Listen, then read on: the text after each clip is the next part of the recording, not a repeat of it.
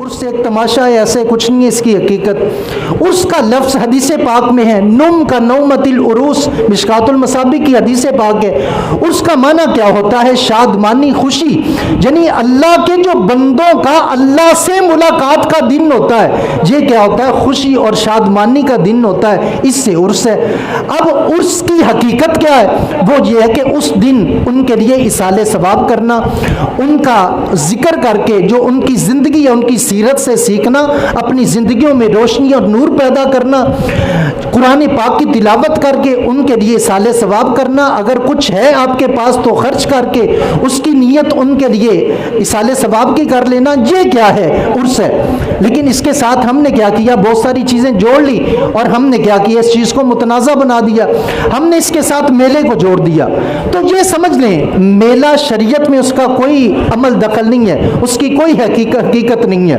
میلہ آپ کا ایک کلچر ہے، اس واسطے عرس اس میں یہ چیزیں نہیں ہیں۔ جس طرح سے میلہ، جس طرح سے بنگی، جرسی، ناچنے والی عورتیں ہوں، ہجڑے ہوں، وہاں پہ یہ سارے کے سارے اسی طرح سے ڈھول لے کے ناچتے ہوئے جانا، اسے کوئی عبادت سمجھنا، اسی طرح سے مہنگی مہنگی چادریں لے کے چڑھانے کے لیے جی ہم جا رہے ہیں، ہم نے نظر ماننی تھی، منت ماننی تھی، یہ ساری کی ساری چیزیں ان کا تعلق عرس کے ساتھ نہیں ہے، یہ آپ کا اپنا بنایا ہوا کلچر ہے، آپ کا طریقہ ہے۔ آج کیوں متنازع ہو گئے یہ بزرگان دین؟ اس واسطے کہ ہم نے اپنی لغویات شامل کر لی ہیں، اس واسطے وہ حقیقت جو ہے اس کے اوپر گرد و غبار آ گئی، اس کو لوگوں نے چھپانے کی کوشش کی۔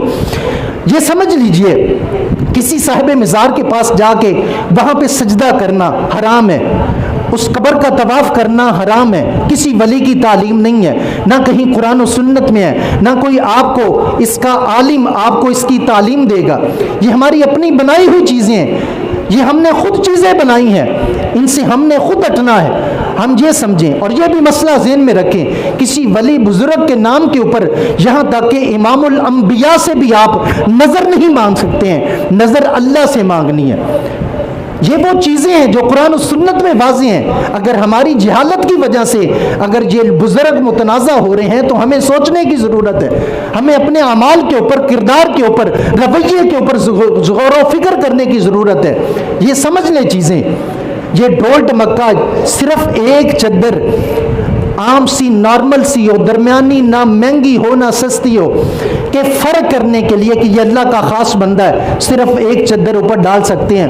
اس کے علاوہ آج سینکڑوں چادریں آپ لے کے جا رہے ہیں، اس کا کوئی فائدہ نہیں ہے، نہ آپ سے حضرت داتا صاحب خوش ہو رہے ہیں، نہ اللہ خوش ہوتا ہے، نہ اس کا رسول خوش ہوتا ہے، نہ اس کا کوئی فائدہ ہے۔ اس سے بہتر ہے کسی ننگے کو کپڑے سلا کے دو، کوئی بھوکا ہے تو اس کو کھانا کھلاؤ۔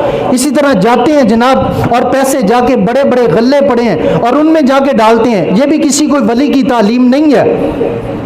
وہ جو ڈالتے ہیں محکمہ اوقاف کے کھاتے میں جا رہا ہے، وہ جو سجادہ نشین ہے وہ آپ کے پیسوں کے اوپر عیاشیاں کر رہے ہیں۔ اللہ کے ولیوں کی کیا تعلیم ہے؟ کسی بھوکے کو کھانا کھلاؤ، کہیں دین کا کام کرو، کسی کو کتاب خرید کے دو، کسی کو قرآن خرید کے دو، یہ اللہ کے ولیوں کی تعلیمات ہیں۔ اس واسطے یہ کوئی آپ ثواب کا کام نہیں کرتے کہ وہاں جا کے جی میں پیسے ڈال کے آیا ہوں۔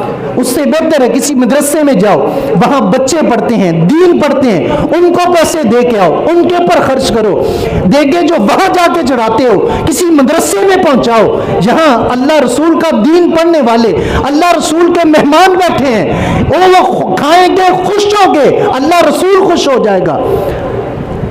آج وہ چیزیں ہیں جو لغویات ہیں، لیکن ہم نے ان کو دین سمجھ کے اپنایا ہوا ہے اور اس کے اوپر بیٹھے ہیں ڈٹ کے۔ اس واسطے یہ کوئی دین کی بات نہیں ہے۔ اسی طرح سے آپ سمجھے کہ جی آج میں تیل مہندی دادا صاحب کی لے جا رہا ہوں، تو تیل مہندی کا کوئی تصور نہیں ہے۔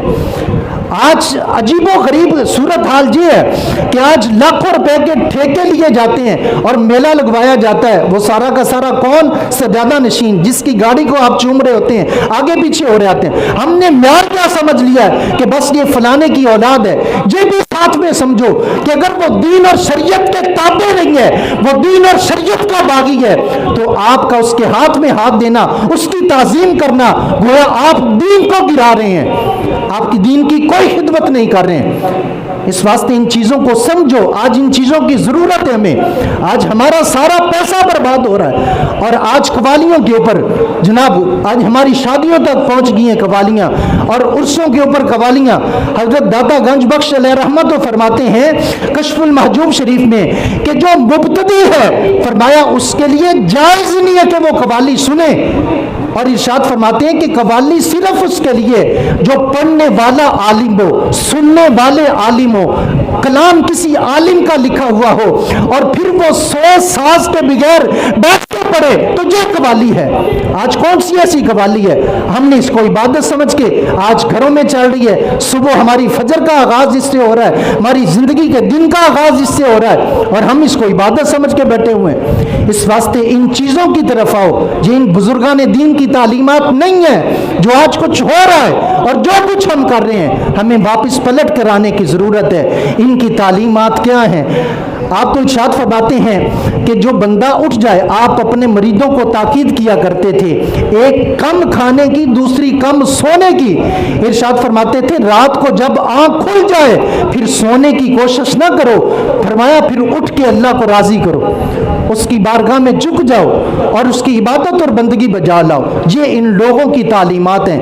اس واسطے ہمیں ان چیزوں کی طرف پلٹ کر آنے کی ضرورت ہے۔ اللہ تعالی ہمیں قرآن و سنت کا فہم عطا فرمائے۔